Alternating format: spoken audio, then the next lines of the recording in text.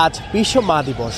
তবে আমরা কি আমাদের মার প্রাপ্য ভালোবাসা এবং মর্যাদাটুকু দিতে পারি, নাকি শুধুমাত্র আটকে থাকি একটি আনুষ্ঠানিকতার ভিতর? সেটি সম্পর্কে আজকে আপনাদেরকে জানাবো। সাথে আছে আমি ফাহাদ, নিউজ 10-এর পক্ষ থেকে। সাথেই থাকবেন।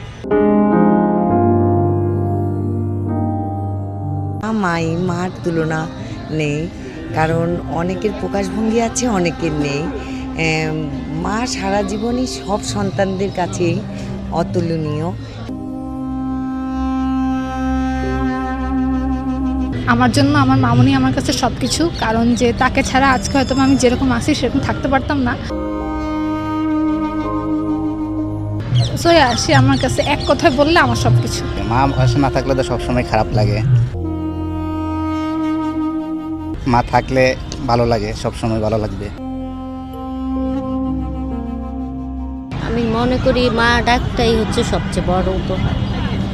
আগে এই ফিলিংসটা বুঝতাম না, যখন থেকে মা হয়েছি তখন থেকে মা ডাকটা শুনলেই আর কিছু লাগে না।